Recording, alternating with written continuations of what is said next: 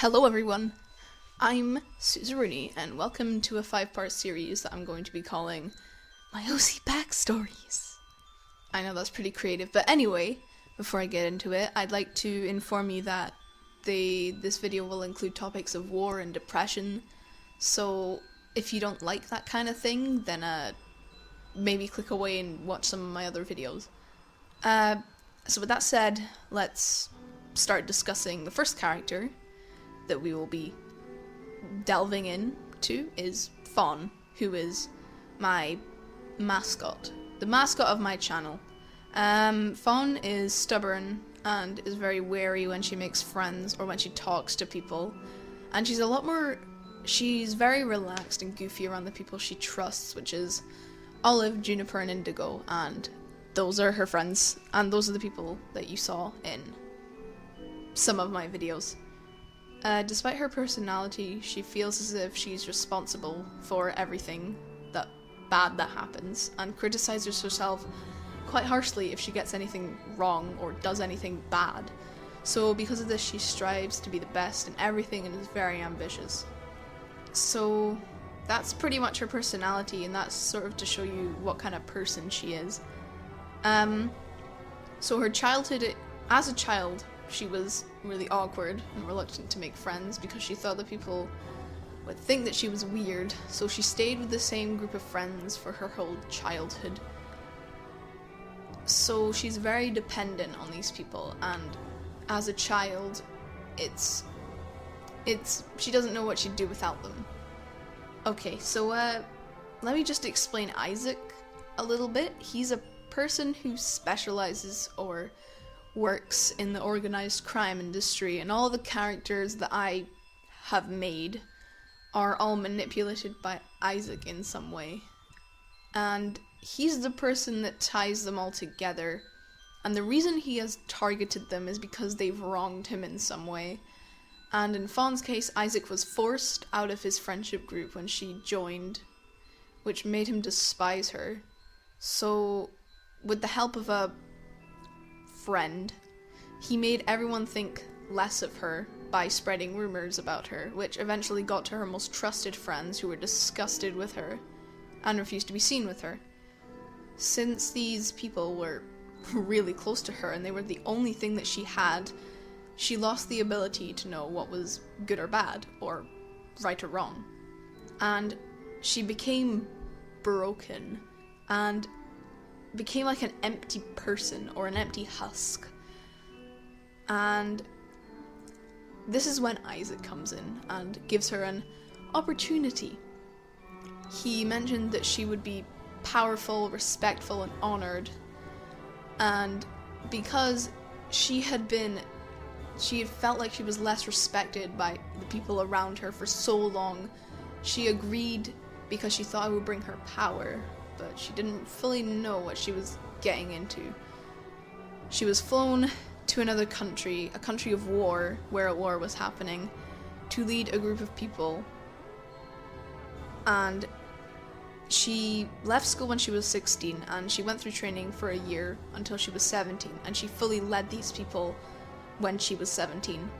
So she became a war general. She became a person who the people below her sort of feared, I guess, because she was so battle hardy.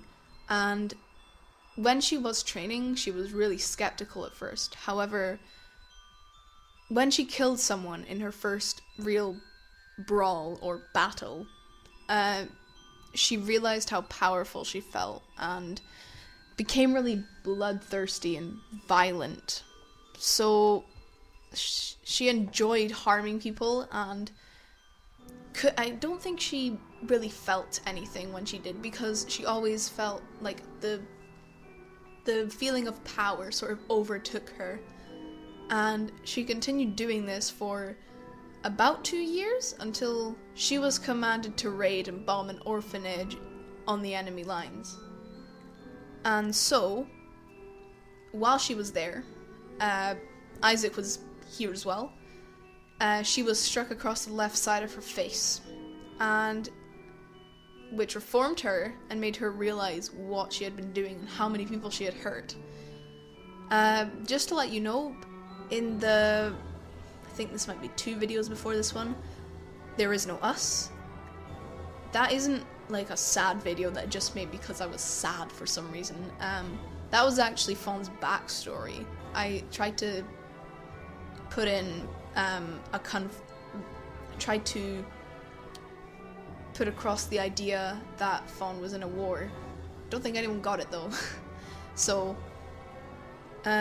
when she got struck across the face, Isaac took her back and took her into a medical camp where injured soldiers go. And when she woke up 2 days later, these feelings, these memories sort of overtook her again, and she became sort of herself again, and she realized what she was doing. So she ran off, she ran away, she escaped from the soldiers and confronted Isaac, which is what There Is No Us is all about. It's about her confronting Isaac to get back home. And she succeeded in get back home, but it did take her a long time to feel less guilty to speak to people, because these memories of her in the war and how many people she had hurt, it just sort of clouded her memories, and that was all she could think about. And to this day, she actually hasn't told anyone about her face or where she was in the war. She's never told any of her friends about the war, even though they're her most trusted people, because she doesn't want them to think less of her. They don't want her to be. She doesn't want them to feel like she's a traitor or that she's like evil. She doesn't want them to run away again like her old friends did. And she feels as if she's carrying a huge weight, like many other of these characters.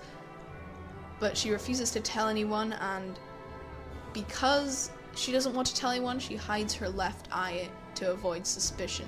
She hides the left side of her face because she doesn't want them to know what truly happened to her. So none of her friends know. Only Isaac knows. And I'm not sure whether the soldiers would remember her, but it's possible. So I guess the only person who really knows is Isaac. And so I guess that's Fawn's left face question thing answered. Yeah, it's a big battle scar. And coming on now to meet how she finally met her friends, she bumps into them.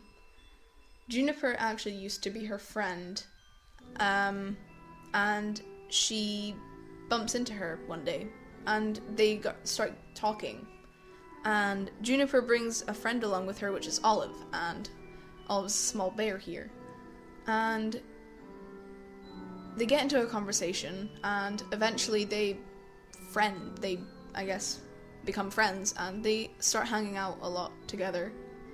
And they meet Indigo by going to like a popular restaurant, and they just see her sitting by herself. And you know, since Fawn is more comfortable around people now, she's reluctant to leave Indigo sitting there because, you know, she looks lonely.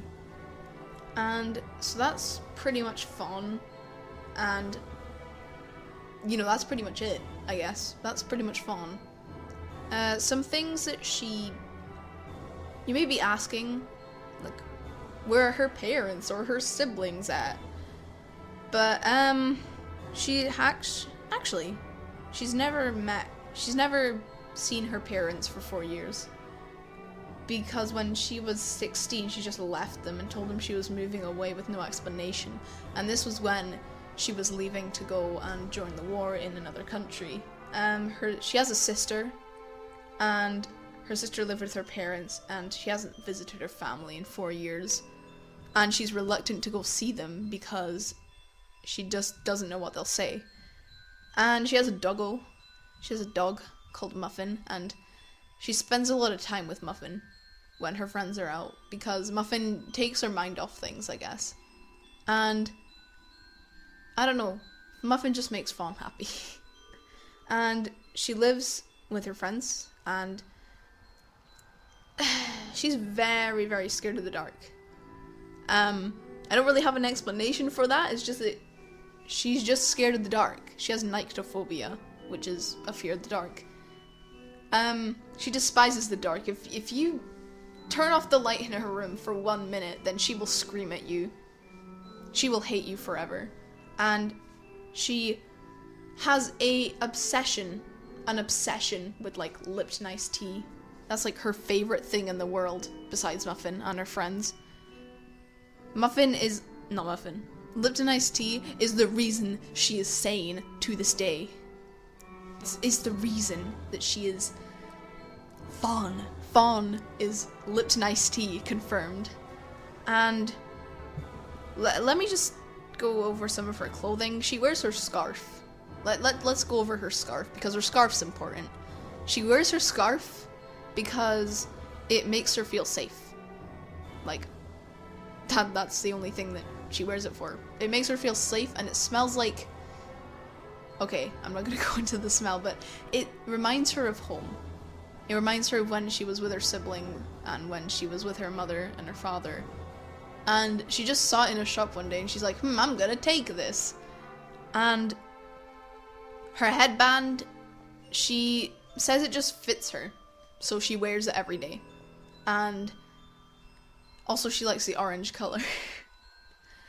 And so, to conclude this episode of my OC backstories, that is pretty much Fawn. Fawn is done. That is all I'm gonna say about Fawn. That is all I'm going to say about Fawn. And so that's pretty much it. That's pretty much the end. So I do hope you enjoyed this OC backstories video. I hope you learned a bit, because, you know, it's Fawn. And I hope you enjoy my other videos. If you wanna subscribe to see more of these kinds of videos, and goodbye.